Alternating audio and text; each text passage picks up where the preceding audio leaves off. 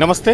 DPS से सीधे प्रसारण के लिए आज मैं डीपीएस के प्रांगण में उपस्थित हूं और निर्धारित 24 दिसंबर को डीपीएस प्रशासन ने नए साल के आगमन की तैयारी और साथ ही साथ जो क्रिसमस है और इसमें डीपीएस के जितने भी बच्चे हैं, बॉयज़ और गर्ल्स दोनों ने आज इस सेलिब्रेशंस में जो क्रिसमस का सेलिब्रेशन है और जो न्यू ईयर सेलिब्रेशन है हिस्सेदारी ली है। लगातार कार्यक्रम चल रहे हैं। मेरी कुछ देर पहले यहाँ की प्रिंसिपल अरुणिमा चक्रवर्ती से बात हुई थी तो वो कह रहे थे कि यहाँ तमाम बच्चे आज इकट्ठे हैं और अलग अलग जो छोटे मोटे प्रोग्राम्स हैं उसमें वो हिस्सा ले रहे हैं। दरअसल डीपीएस की ये खूबसूरती है कि कोई भी फेस्टिवल्स हो, चाहे नए साल का आगमन हो, वो तमाम चीज़ों को बड़े ही अनुशासित तरीके से करते हैं और डीपीएस की इसी खासियत की वजह से शहर में एक अच्छा स्कूल के रूप में ये जाना जाता है। कई शिक्षाविद आज इकट्ठे हुए हैं इस कार्यक्रम में बतौर मेहमान भी। और मेरी जो प्रिंसिपल मैडम से बात हुई थी अरुणिमा चक्रवर्ती से, तो वो कह रहे थे कि यहाँ जो बीबी कॉलेज ऑफ एजुकेशन के जो एमडी हैं वो अभी आने वाले हैं और आप देख सकते हैं तस्वीरों में कि किस तरह से यहाँ से मंचों का संचालन और लगातार मंचों में जो आकर्षण होता है, लाइट और बत्तियाँ, ये तमाम चीज़ों को बिल्कुल अत्याधुनिक तरीके से सजावट के तौर पर यहाँ किया गया है।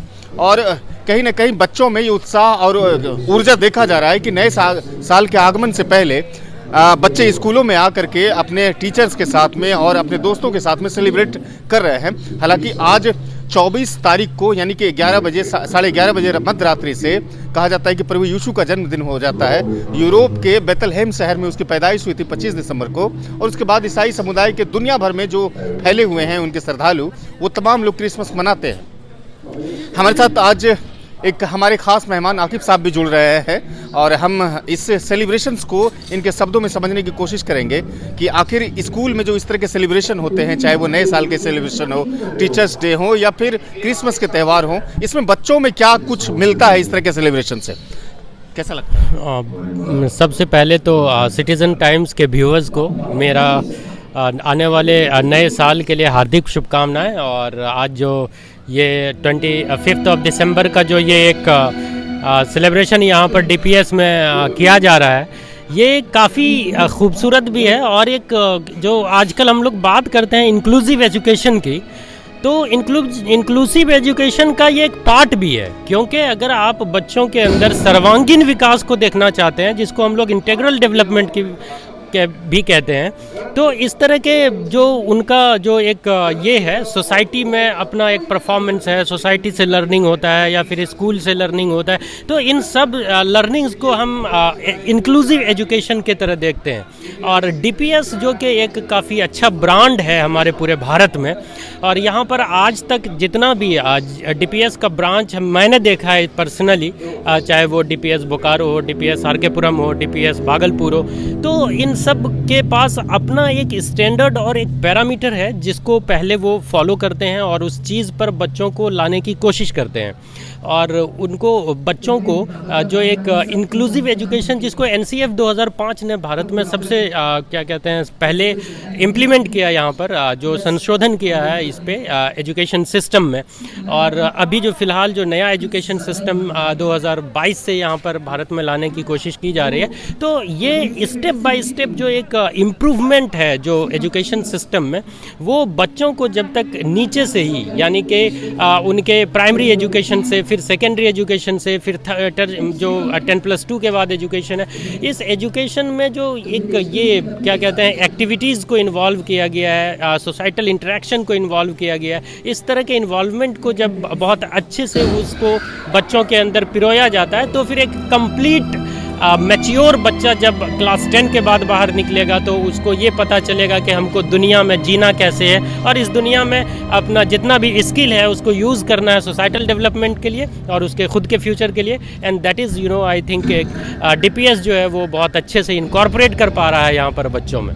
बिल्कुल, यहाँ पर एक चीज़ मैं कोट करना चाहूँगा। एक हमारे बहुत क्या कहते हैं एजुकेशन जो सिस्टम है उसमें एक फ़िलॉसफी दी गई 1925 में, जब डाइवी जो एक हमारे बहुत अच्छे फ़िलासफ़र माने जाते हैं पूरे विश्व में, उनके अनुसार बच्चों को मतलब उनको जो सिखाना है लर्निंग बाय डूइंग करके, मतलब ये एक क्या कहते हैं उनके अंदर जैसे बैगोत्स्की हैं, स्किनर हैं, बहुत सारे साइंटिस्ट हैं, उन्होंने कहा कि नहीं बच्चे कैसे सीखते हैं, बच्चे सबसे पहले इंटरेक्शन करके सीखते हैं, कुछ फील करके सीखते हैं। तो इन सब चीज़ों को जब क्या कहते हैं उनके सीखने में शामिल किया जाता है तो मुझे ऐसा लगता है कि बच्चों पर वो बहुत ज़्यादा प्रभावी होता है, वो बहुत अच्छे से उसको सीख पाते हैं। जैसे मान लीजिए कि अगर कोई चीज़ बच्चों को सिर्फ ये कह दिया जाए कि दिस इज़ अ गन, तो वो बच्चे ये जान जाते हैं कि ये गन है या ये दिस इज़ अ टॉय, ये एक टॉय है। लेकिन उस बच्चे को जब वो चीज़ दिखाया जाता है कि बेटा ऐसा टॉय होता है, इसके ये सारे फीचर्स होते हैं, तो फिर वो उसके अंदर जो एक इम्प्रेशन छोड़ता है ना, वो कभी वो भूल नहीं पाता है। तो इन सब चीज़ों को जैसे जैसे हम डे बाय डे रिसर्च करते जाते हैं और फिर इन सब चीज़ों को इनकॉर्पोरेट करते जाते हैं हमारे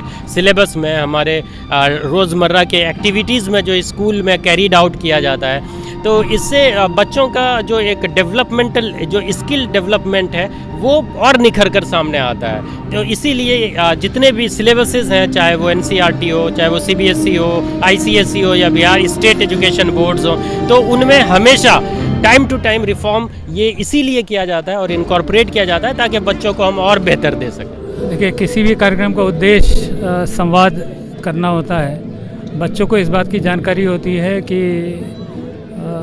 संगत में कैसे वो जी सके, साथ में कैसे जी सके, और इस तरह का प्रोग्राम साल भर कुछ ना कुछ होता ही रहता है। अब इस साल को अच्छे से, अंग्रेजी साल को अच्छे से विदा दिया जाए, इसलिए हम लोग ने कॉलेज और स्कूल दोनों ही एकत्रित है। हाँ जी हाँ, लर्निंग बाय डूइंग एक टॉपिक है, तो उसको हम लोग अभी से नहीं, हम लोग कई सालों से इनकरेज करते रहे। जैसे गीता का होता है, वो लोग खुद नाट्य स्क्रिप्ट बनाते हैं, खुद पेश करते हैं, उनको मार्क्स दिया जाता है ताकि वो समझ सकें कि वो कहाँ सही है और कहाँ वो भटक रहे हैं।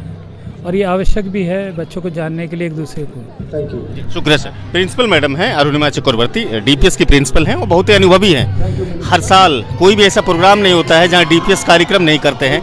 रिफ्रेश करने का एक तरीका भी है, बच्चों को एक दूसरे से कनेक्ट करने का बहुत अच्छा तरीका है। क्या कहेंगे, इतने अच्छे कार्यक्रम में आप बतौर यहाँ पर बच्चों से गेट टुगेदर हो रही है और साल के समापन की भी मतलब लगभग समय बीत रही है नए साल के आगमन पर। जी, पहले तो मैं अपनी तरफ से, अपनी ऑर्गेनाइजेशन की तरफ से आप सभी को हैप्पी मेरी क्रिसमस और न्यू ईयर 2022 के लिए बेस्ट विशेस देना चाहती हूँ।